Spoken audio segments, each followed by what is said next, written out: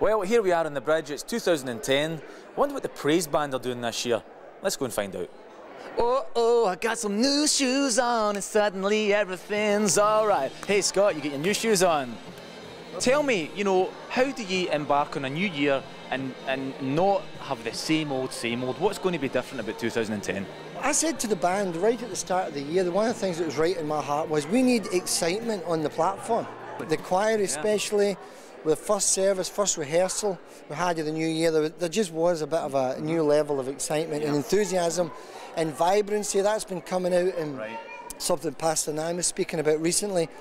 And I'm saying, like, even at rehearsals, we want rehearsals to be anointed as well.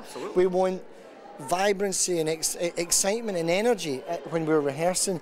And the feels is all right from the start that we're you know, Pastor's preaching about a new dimension, and that's where we're heading.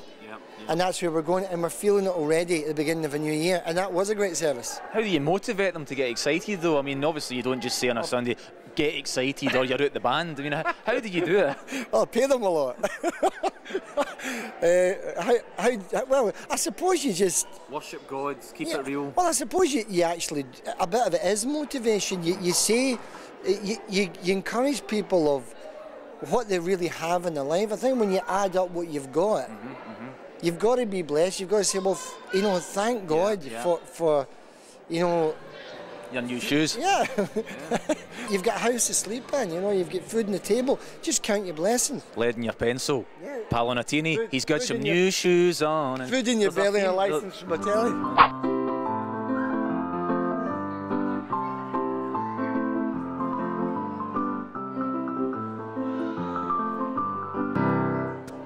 Amateur! You're in the worship team for a few years now. 2010, new angle on things. What are you expecting for the year ahead? I'm expecting great things. There's a real change, a real shift with what's happening in the worship team, and I feel there's a new unity and a new kind of excitement. There's a bit of a buzz between everybody in the worship team just now, and a excitement and expectancy that I've not seen for quite a long time in the team. What about songwriting for the new year? Anything up your sleeve? Obviously not literally, but a bit of fluff, just a tissue, really. Working on that. I'm working on that. Okay. Yeah, I'd like to think there's a lot of fresh songs come out of the team this year. Okay, Josh, you are a mega funky cool guitar wizard. How do you do it? Just practice. Practice makes perfect. And how long? I mean, how long have you been playing? Since I was 8. What kind of guitar you got? Is it top range, kind of really the real deal? I really. Or is it My First Guitar by Mattel? Well, I had a really good guitar. Like My Little Pony, you know, My First Guitar. No, just I had a good guitar, but something happened to it. Oh yeah, okay, let's not mention that. No. Well, that's where the choir stands. Usually there's hundreds of them on a Sunday, but 20, 12 sometimes. But I've got one of them right here, Miss Vanessa Hill. Are you related? Is it the same surname? Yep. Who are you? I'm your daughter. Oh, sorry, I knew there was some kind of resemblance there. Anyway, Vanessa, what's it like being in the band?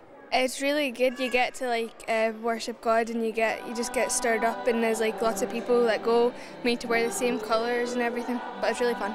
That's another thing I was going to talk about. There's the colour coordination. Yeah. Now I was actually called into the band today, and the colour was pink. So I've not got pink. I've only got purple. Is that acceptable? No. So what happens then? You're getting kicked out of the band. Thanks very much for that. How long have you been in the actual choir side of things?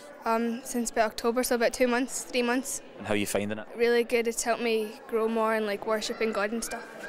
And do you need to learn the songs off by heart, or how does that work? Have you got PowerPoint? How do you work that? Well, the choir need to learn the songs off by heart. You need to know the chorus or the bridge, because sometimes we just do the chorus or the bridge, but on occasional songs we do the whole song put together. What about the funky dance moves? I've seen some of this coming in. Is that like who taught you how to do the whole kind of, you know, like the drifters and that kind of thing? Pastor Mark. Oh, awesome, yeah. Well, that's right, isn't it? He is the choreographer for the band. He tells us everything we know. Well, that was a snapshot about what goes on behind the scenes at the Bridge Church on a...